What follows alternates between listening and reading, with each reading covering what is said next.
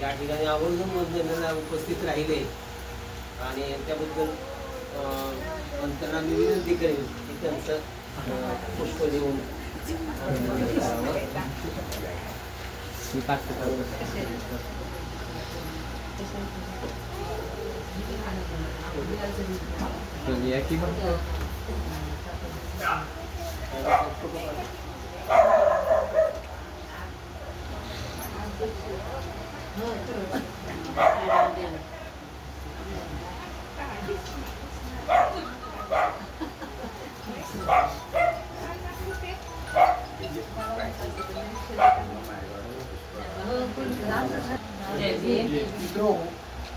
तुमच्या हक्कीच्या अंतरावरती माझं आज असं म्हणत असलं नाही, परंतु प्रत्येक रविवारी कृषी मला म्हणतात की वंदनाला येत, परंतु मला काही कारणानं वंदनाला येते तर शेतात येऊन जातो मी.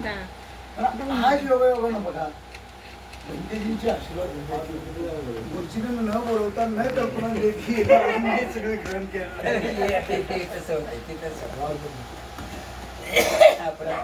मी तुम्हा सगळ्यांची आता असं मोठी जेवणाला काय झालं पाहुणे आलेले आहेत तर मी आपल्या सगळ्यांचे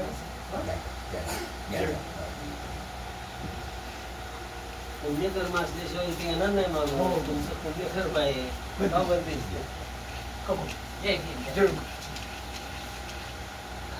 हे दादासाहेब गायकवाड आश्रमाचे अध्यक्ष संचालक आहेत. तर कसं होतं ना की आम्ही फक्त सांगतो लोकांना, तर ते काय म्हणजे कसं ना की आपण थोडं विचार करतो की बाबा की काय आहे तिथे. तर आपण प्रत्यक्षात पाहिलं ना तर तिथे गेल्यावरच कळेल की बाबा त्या लोकांची कशी अवस्था आहे. कोणाचे पाय नाही, कुणाला कुणाचे हात नाही, किती जखम. आणि 2 अशा महिला आहेत की त्यांना कॅन्सर आहे. तर त्यांची तर शेवटच्या स्टेपलाच आहेत बहुतेक त्या. आणि ज्या वेळेला मला वाटतं 2 वर्षापूर्वी मी योगेशला घेऊन गेलो तर मला 2 दिवस असं अस्वस्थच झालं होतं की बाबा खरं असं सुद्धा असू शकतं. म्हणजे थोडं आमच्या घरातलं थोडासा काही ना काही माणसाचं राहतं ना, तर तिथं गेल्यावर असं वाटतं की म्हणजे ते पाहून की असं वाटतं की आपलं काहीच नाहीये. मी हे जे काही गोष्टी आहेत ना मी सगळे पूर्ण विसरून गेले. आणि 2 दिवस असा विचार केला. नंतर मी दुसऱ्या 2-3 दिवसांनी मी परत त्यांना पण घेऊन गेले तिथं. तर कसं आहे ना, कधी ना कधीतरी आश्रमात भेट द्या तुम्ही. विहारात येत आहे खूप चांगली गोष्ट आहे. तर तिथं गेल्यावर आपल्याला समजतं की बाबा आपल्यापेक्षा कितीतरी दुःखात आहेत लोक असं वाटतं. आणि महत्वाचं म्हणजे दादा स्वतः सगळं करतात. एक महिलेचं दादा डायपर बदलत होते. आता खूप आर्थिक ह्यांचं वय आहे. तर मलाच असं वाटलं की बाबा एक जेंट्स असताना त्यांचं डायपर बदलतोय. मग मी शेवटी त्या म्हातारीचे पाय धरले आणि दादाने ते डायपर काढलेलं. मग मी परत ते डायपर घातलं. तर हे बदल तिथे गेल्यावर होतोय. मी तर इतकं म्हणजे सगळं असे हात धुणारी बाई आहे पण त्यावेळेला विसरून गेले होते. पण तिथे गेल्यावर आपल्याला समजतं की खूप हे चांगल्या गोष्टी म्हणजे खूप चांगलं काम ते करताय. तर धन्यवाद दादा, तुम्ही वेळ काढला.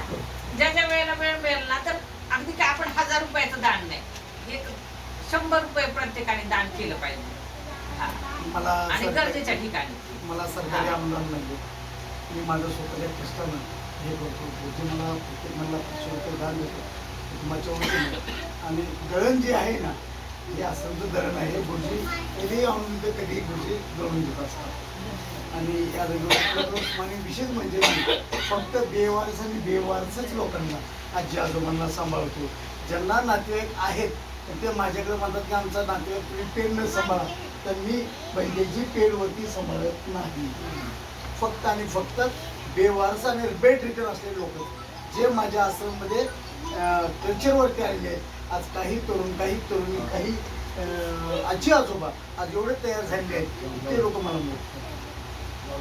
खरंच मी तुम्हाला विनंती करतो की गुरुजीकडनं माझा नंबर घ्या. पाहुणे आलेले आहेत तर मला